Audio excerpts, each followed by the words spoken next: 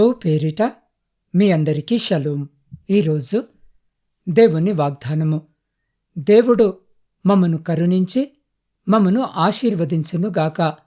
ఆయన తన ముఖ కాంతి మా మీద ప్రకాశింపజేయునుగాక. 67వ సంకీర్తన 2వ వచనం. ప్రియులారా, ఈ దినము వాక్య ధ్యానములోనికి వెళ్లే ముందు తలలు వంచి చిన్న ప్రార్థన చేసుకుందాం. మహోన్నతుడవైన మా పరలోకపు తండ్రి, ఈ పరిశుద్ధ లెంట్ దినములలో నీ పాదసన్నిధికి చేరువయ్యే కృపను మాకిచ్చినందుకు వందనాలు. దేవుడు మమ్మను కరుణించి మమ్మను ఆశీర్వదించునుగాక అన్న నీ వాగ్దానము మా జీవితాల్లో నెరవేర్చమని అడుగుతున్నాం. అయ్యా, ఈ వాక్య పరిచర్య ద్వారా మా హృదయాలను తెరవండి, మా ఆత్మలను ఉజ్జీవింపజేయమని యేసు పరిశుద్ధ నామమును అడిగి పొందుకొని ఉన్నాము తండ్రి. ఆమెన్. ప్రియ సహోదరి సహోదరులారా, లెంట్ కాలమనేది క్రైస్తవ ఆత్మీయ జీవితంలో కేవలం ఒక క్యాలెండర్ ఆచారము కాదు. ఇది 40 దినముల ఆత్మ పరిశీలన, పశ్చాత్తాపము మరియు దేవునికి మరింత చేరువయ్యే ఒక పరిశుద్ధ ప్రయాణం.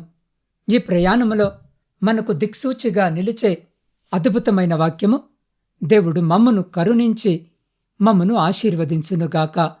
ఆయన తన ముఖ కాంతి మా మీద ప్రకాశింపజేయునుగాక అన్న ఈ వచనములో మనము 3 ఆత్మీయ సత్యాలను గమనించవచ్చు.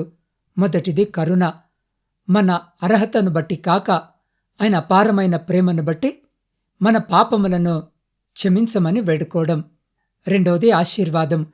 ఇది కేవలము భౌతిక సంపద కాదు, దేవుని తోడుపాటు మరి ఆత్మీయ ఎదుగుదల.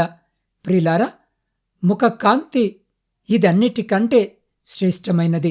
ఒక తండ్రి తన బిడ్డను ప్రేమతో చూసినప్పుడు ఆ బిడ్డ ముఖములో ఎంత ఆనందముంటుందో, దేవుడు మన వైపు తన ముఖము తిప్పినప్పుడు మన ఆత్మకు అటువంటి తృప్తి మరియు వెలుగు కలుగుతుంది. ముఖ కాంతి అంటే దేవుని ప్రసన్నత. పాపము మనల్ని చీకటిలోనికి నెట్టివేస్తుంది, దేవుని ముఖాన్ని మనకు దూరము చేస్తుంది. కాని లెంట్ కాలములో మనము సిలువ వైపు తిరిగినప్పుడు ఆయన ముఖ కాంతి మన చీకటి జీవితాలను వెలిగిస్తుంది. ప్రియులారా, ఒక చిన్న మొక్కను తీసుకోండి. దానికి కావలసినంత నీరు పోసి మంచి ఎరువు వేసినా దానిని తీసుకొని వెళ్ళి పూర్తిగా చీకటిగా ఉన్న గదిలో పెడితే ఏమవుతుంది? కొద్ది రోజులకే ఆ మొక్క తన పచ్చదనాన్ని కోల్పోతుంది, వాడిపోతుంది, మరియు చివరికి చనిపోతుంది. ఎందుకంటే ఆ మొక్కకు నీరు, ఎరువు ఎంత ముఖ్యమో సూర్యకాంతి కూడా అంతే ముఖ్యము. సూర్యకాంతి తగిలినప్పుడే ఆ మొక్క ఆహారాన్ని తయారు చేసుకోగలదు, జీవించగలదు మరియు ఫలించగలదు. మన ఆత్మీయ జీవితము కూడా ఆ మొక్క వంటిదే. మనకు లోకములో ఎన్ని సదుపాయాలు ఉన్నా, ఎంత ధనమున్నా, దేవుని ముఖకాంతి మన మీద ప్రకాశించకపోతే మన ఆత్మ వాడిపోతుంది.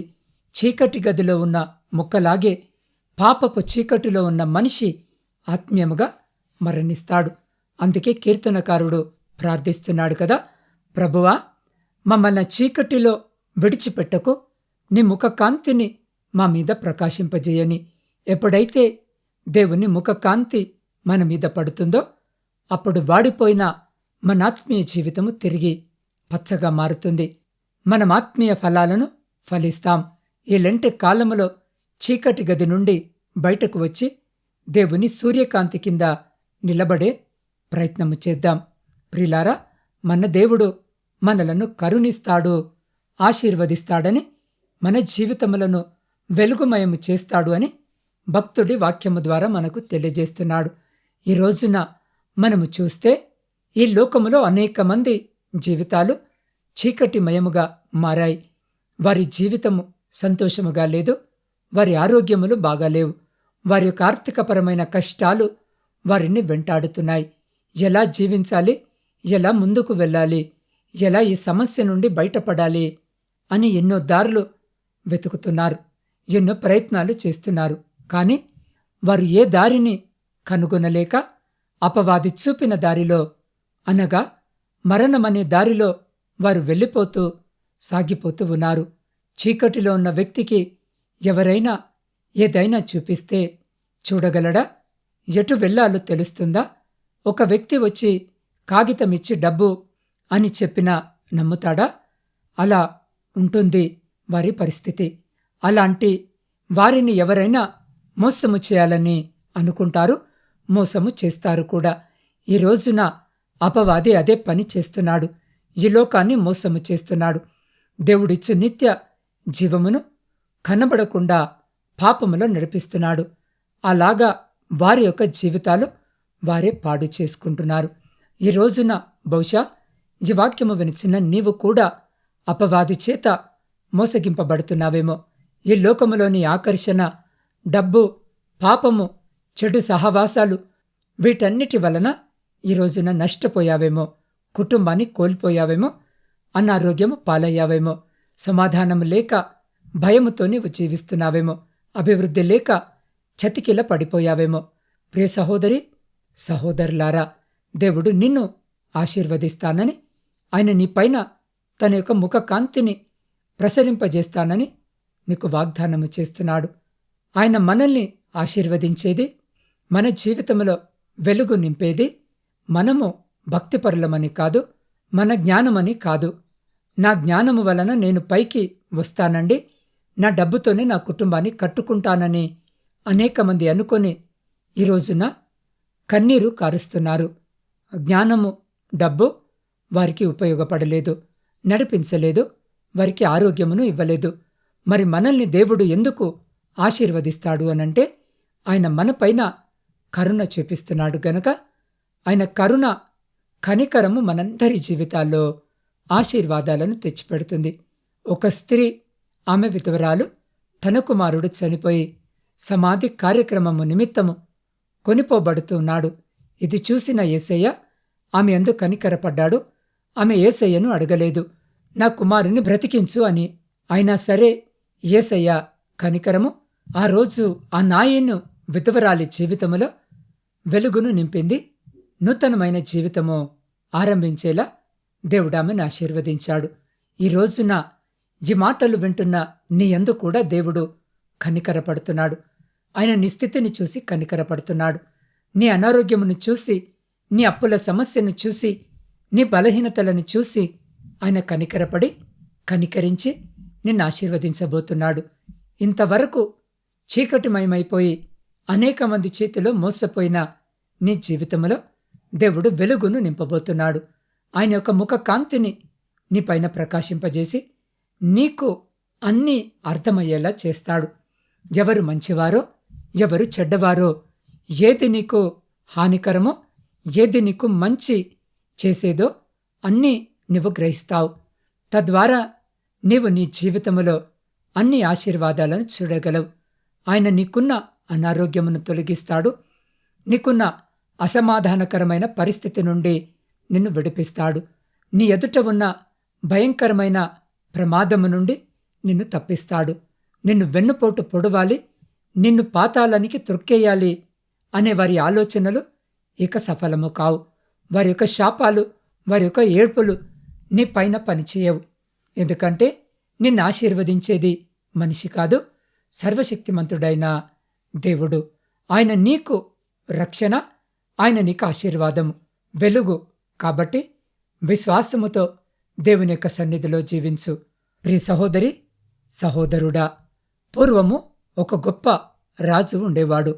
ఆయనకొక అద్భుతమైన అంతఃపురము, దాని నిండా విలువైన రత్నాలు, వజ్రాలు ఉండేవి. ఆ రాజభవనంలో ఒక చీకటి గది ఉండేది. అందులో అత్యంత విలువైన ఒక నల్లని వజ్రము దాచబడి ఉండేది. ఆ గదికి కిటికీలు లేవు, దీపాలు లేవు. ఆ వజ్రము అక్కడ ఉన్నా దాని విలువ ఎవరికి తెలిసేది కాదు. అది కేవలము ఒక నల్లని రాయిలా కనిపించేది. ఒకరోజు ఆ రాజ్యపు తోటమాలి రాజభవనము గోడలు శుభ్రము చేస్తూ పొరపాటున ఆ చీకటి గది పై భాగములో ఉన్న ఒక చిన్న రంధ్రము గుండా పేరుకుపోయిన ధూళిని, అడ్డుగా ఉన్న ఎండుటాకులను తొలగించాడు. సరిగ్గా మధ్యాహ్నము వేళ ఆ చిన్న రంధ్రము గుండా సూర్యకాంతి నేరుగా లోపల ఉన్న నల్లని వజ్రం మీద పడింది. అప్పటి వరకు సామాన్యమైన రాయిలా, చీకటిలో కలిసిపోయి ఉన్న ఆ వజ్రము సూర్యకాంతి తగలగానే వేల కిరణాలతో మెరిసిపోవడం ప్రారంభించింది. ఆ గదంతా ఆ వజ్రము నుండి వచ్చే వెలుగుతో నింపబడిపోయింది. ఆ కాంతి ఎంత శక్తివంతంగా ఉందంటే ఆ వజ్రము పక్కన ఉన్న దుమ్ము కూడా వెలుగులో కణాలుగా మెరుస్తూ కనిపించింది. ప్రియ సహోదరి, సహోదరుడా, మన జీవితము కూడా ఆ చీకటి గదిలో ఉన్న వజ్రము లాంటిదే. చీకటి మన పాపము, లోకపు చింతలు మరియు దేవునికి దూరముగా ఉన్న పరిస్థితి. వజ్రము దేవుడు మనలో ఉంచిన అమూల్యమైన ఆత్మ. సూర్యకాంతి ఈ వచనములో చెప్పబడిన దేవుని ముఖ కాంతి. మనమెంత ప్రయత్నించినా వెలుగును ఇవ్వలేము. కానీ ఎప్పుడైతే దేవుని ముఖ కాంతి మన మీద ప్రకాశిస్తుందో అప్పుడు మనలోని అసలైన విలువ బయటపడుతుంది. మనలోని పాపము తొలగిపోయి మనము లోకానికి వెలుగుగా మారుతాం. లెంట్ కాలమంటే మన హృదయపు గోడలకు అడ్డుగా ఉన్న లోకపు ధూళిని, ఎండిటాకులను తొలగించుకోవడం. అప్పుడు దేవుని ముఖ కాంతి నేరుగా మన ఆత్మ మీద పడుతుంది, మనల్ని ఆశీర్వదించి ప్రకాశింపజేస్తుంది. కాబట్టి ప్రియ సహోదరి, సహోదరుడా, మనము ధ్యానించిన ఈ వాక్య భాగము కేవలము మన వ్యక్తిగత ఆశీర్వాదం కోసం మాత్రమే కాదు, ఆయన ముఖ కాంతి మా మీద ప్రకాశింపజేయునుగాక అని కీర్తనకారుడు కోరుకోవడంలో ఒక గొప్ప ఉద్దేశము ఉంది. అదేమిటంటే, భూమి మీద నీ మార్గమును, సకల జనులలో నీ రక్షణను తెలియజేయడమే. దేవుడు మనల్ని ఆశీర్వదించేది మనము ఒక చివరి మజిలీగా మిగిలిపోవడానికి కాదు, ఆయన కృపను ఇతరులకు చేరవేసే కాలువగా మారడానికి. లోకములో ఎంతోమంది అశాంతితో చీకటిలో కొట్టుమిట్టాడుతున్నారు. వారు వెలుగు కోసం ఎదురుచూస్తున్నారు. ఆ వెలుగు ఎక్కడి నుండి వస్తుంది? దేవుని ముఖ కాంతిని పొందుకున్న మీ ద్వారానే అది ఇతరులకు వెళుతుంది. మనం లెంట్ కాలములో ఉపవాసముండి ప్రార్థించి పశ్చాత్తాపపడితే మన ముఖాల్లో ఒక అద్భుతమైన దైవిక కాంతి కనిపిస్తుంది.